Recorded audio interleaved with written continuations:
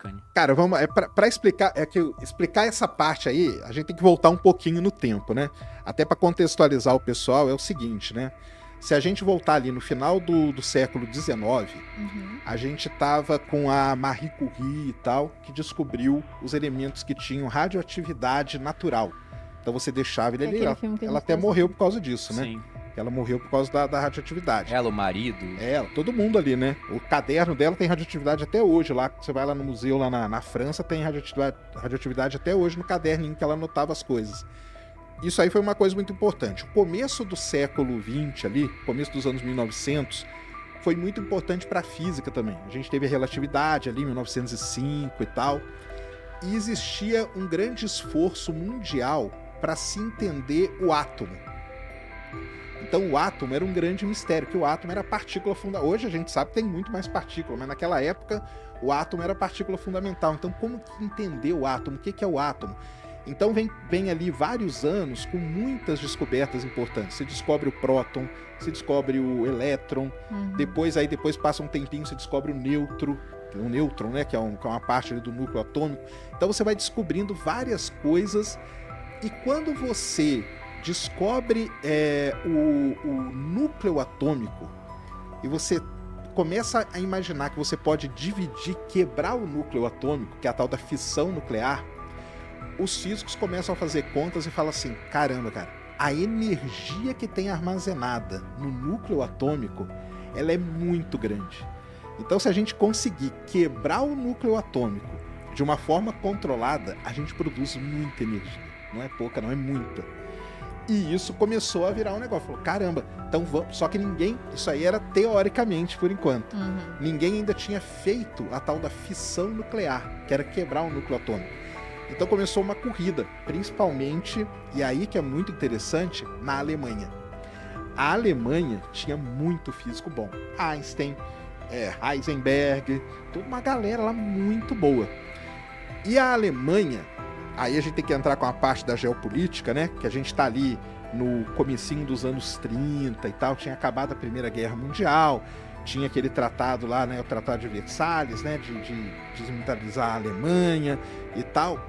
Mas a Alemanha, ela vai para a Tchecoslováquia e ela escolhe lá, na hora que fazem uma das reuniões lá para dividir, a Alemanha fala, cara, beleza, vocês podem ficar com tudo, eu quero ficar só com uma partezinha da Tchecoslováquia, que são os Sudetos. Por quê? Porque ali tinha as maiores minas de urânio na época.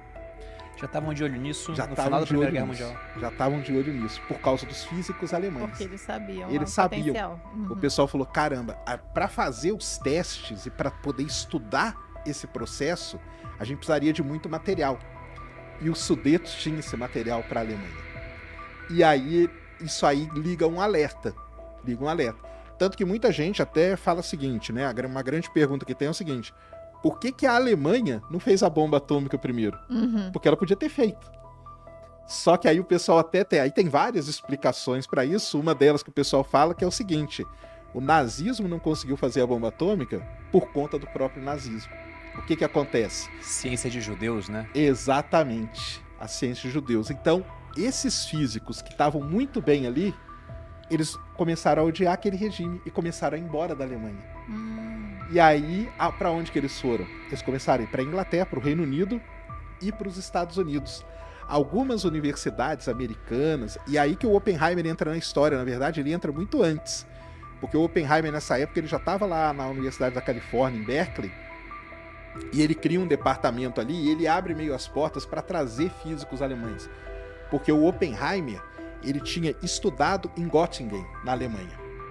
Entendeu? Que lá na Alemanha você tinha duas grandes universidades. Uma delas em física experimental e Göttingen, que era na física teórica, que era o Born, aqueles caras todos. E ele foi estudar lá, então ele tinha uma relação muito boa com os físicos alemães.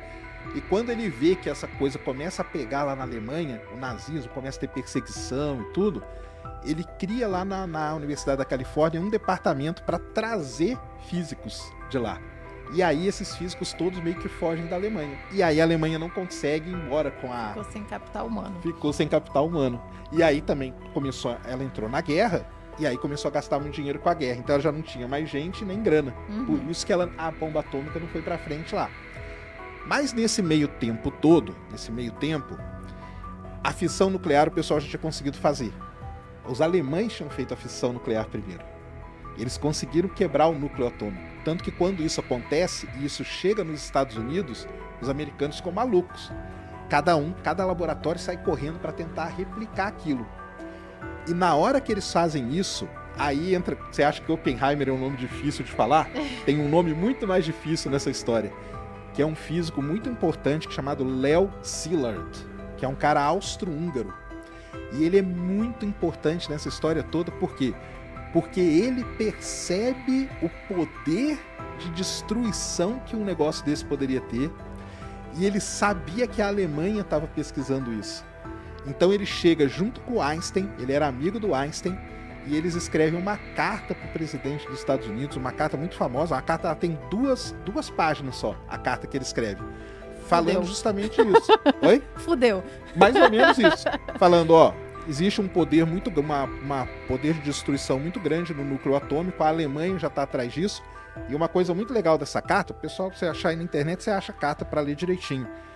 Eles pensavam que fazer uma bomba, mas a bomba seria muito pesada para ser jogada de avião. Sabe qual que era a ideia original? Era você pôr a bomba num barco e jogar o barco num porto. Nossa. E aí ia explodir o porto e ia explodir as redondezas do porto. E os dois escrevem essa carta pro presidente americano. Aí tem toda uma influência do Einstein. Essa carta chega no presidente dos Estados Unidos. Só que a carta fica meio ali de lado. Entendeu? Aí nós já estamos ali em 1941 e tal. Em dezembro de 41, tem o ataque a Pearl Harbor, que é quando os Estados Unidos entram na guerra. E aí, quando os Estados Unidos entram na guerra, o presidente pega a carta e fala, ah, é? Então beleza. Então a gente precisa fazer alguma coisa. Aí ele cria um negócio chamado Comitê do Urânio, que é para cuidar do urânio, para cuidar dessa coisa toda. Só que precisava pôr muita grana. E aí eles ficam meio assim na questão do seguinte: cara, eu tenho um monte de alemão aqui, eu vou pôr uma grana na mão desses alemães, cara, que eram cientistas, né? Pô, sabe o que eu vou fazer? Eu vou pôr a grana na mão do exército. E esses caras aí que se virem, eles que têm um jeito lá, que arrumem e tal. Mas eu não vou pôr a grana na mão de um bando de alemão, porque ele tinha essa questão toda, né? É tudo uma questão muito complicada, pessoal. E aí colocam a grana na mão do exército, e o exército cria, então, o famoso projeto, chamava Projeto do Departamento Manhattan, o nome correto de tudo isso, que era pegar o Comitê do Urânio e aí começar a pensar na bomba. E aí o pessoal reduz para Projeto Manhattan. E aí que entra um cara muito importante na história, lá do lado do exército, que é o Leslie Groves, que é o cara que vai comandar tudo isso. E aí, só para o pessoal entender, o que estava acontecendo nos Estados Unidos na época? Esse desenvolvimento e a pesquisa pelo urânio, pesquisa pela fissão nuclear, ela estava acontecendo em vários cantos dos Estados Unidos. Lá na Universidade da Califórnia, em Berkeley, a Universidade de Chicago foi um lugar muito importante, um dos mais importantes de todos para a bomba atômica foi a Universidade de Chicago. Tinha a Universidade de Colômbia também. Então tinham vários pontos nos Estados Unidos onde estavam trabalhando nisso. Ou seja, estava tudo descentralizado.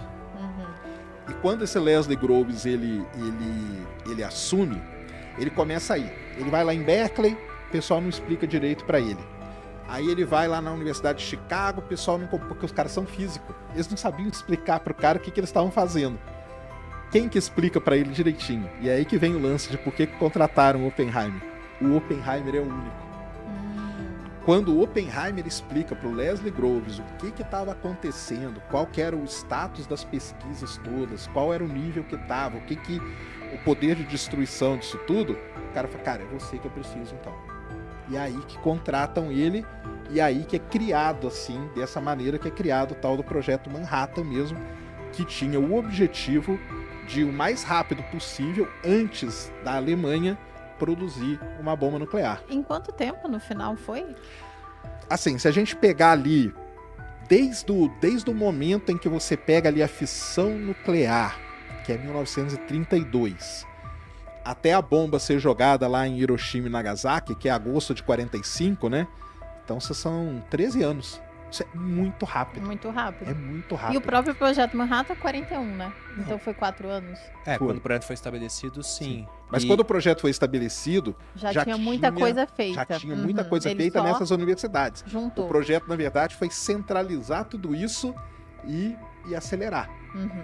É, mas 13 anos... Poxa, 13 anos naquela época é mais do que hoje, digamos assim. Sim. Porque a velocidade de evolução das coisas é cada vez mais rápida, né? Eu sou entusiasta do Bitcoin. E ele tem essa idade, praticamente.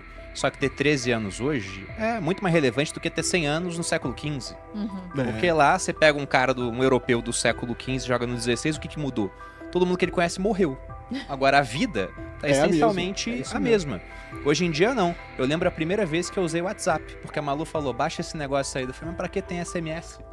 E eu só uso o WhatsApp hoje, não uso mais SMS. Mas sabe uma coisa que me impressionou enquanto você explicava, Sacani? A ideia do átomo, ela remonta à Grécia Antiga com Demócrito, século V a.C. Sim. Então teve um grego que ele pegou um negócio assim e falou, olha, e se eu quebrar isso aqui em partes pequenas? É Vou isso quebrando, até uma hora que eu vou chegar na parte tão pequena que ela é indivisível. E falou, isso aqui é o átomo. Então, pra chegar à conclusão de que tinha mais do que o átomo, demorou... Poxa, foi no século XIX que você falou, final do século XIX? Pra conseguirem provar Isso. que havia mais?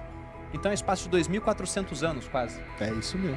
E o cara não tinha um microscópio, não tinha nada. Ele só usou a cabeça dele. Ele falou, não, deve ter uma parte fundamental, um tijolinho que vai compondo todas as coisas. É Isso muito mesmo. bizarro o que esses caras lá de trás pensavam. Não, é bizarro demais. E aí, assim, foi uma grana gigantesca investida, né? Em grana, na época, o pessoal fala em 2 bilhões de dólares. Se você corrigir para hoje, dá aí na casa dos 23, 25 bi de dólares investido no projeto, que é muito dinheiro. O orçamento da NASA hoje é 20 bilhões de dólares para fazer tudo que ela faz. Foi 23 bilhões só investido numa coisa.